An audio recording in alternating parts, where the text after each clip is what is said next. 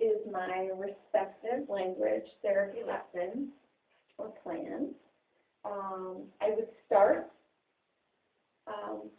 the lesson by teaching the skills or reviewing the skills necessary to participate in the activity. Those would include direction following. What are directions? What do we do with directions?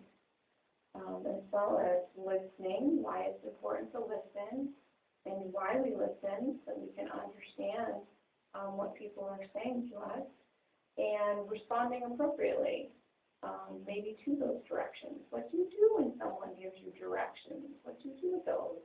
What do you do if you're asked a question? And of course, I would keep in mind during the therapy session the goals and objectives of each child. In this case, those might be attending to information, processing the information, and responding appropriately.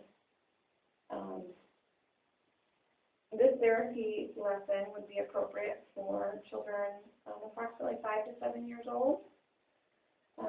And we maybe wouldn't set at this exact setting, probably a table more appropriate for a child, a lower table, maybe a school table, if you will.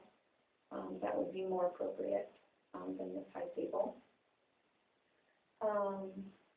And we would begin, after we've reviewed the skills, I would distribute to each child the materials, which includes a lingo card. And this is just like a bingo card, but as you see, I've put different items in each square, items that are familiar to a 5 or 7 year old. Things you find at home, fruits and vegetables, things that they might find at school, things like that. Each child would get one of these. And markers, they could mark their spots just like they would a bingo card. And then I might, maybe before I distributed the items, I would introduce the activity. And I might say, today we're going to be practicing following directions and listening. I have a game we can play. You'll need to listen very carefully as I describe things that you know. And when I'm done describing those things, I'm going to ask you to tell me what it is I was talking about. Would you like to play? And then I would distribute the items.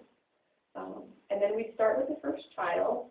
I've also made cards for myself, whoever was presenting the lesson to the children, and I would read a description to the first child.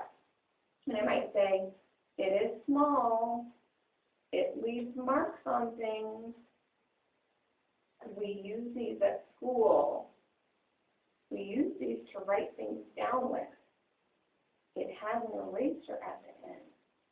I would ask the child, do you know what this thing I'm talking about is?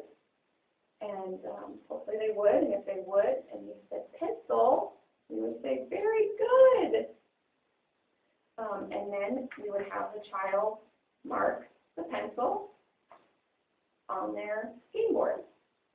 And then we'd go around the table, if there were other children included, and continue the same process with each child, and until one child has filled in a complete row of their items with their markers. And that child will be congratulated as the winner.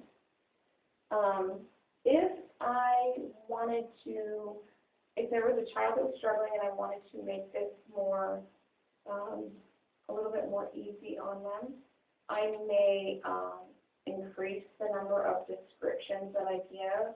I may be more clear with those descriptions, help them with their thought process. If they give me something back, work with that, and maybe tell them where they're wrong or where they're right, or maybe where they need to focus a little bit more.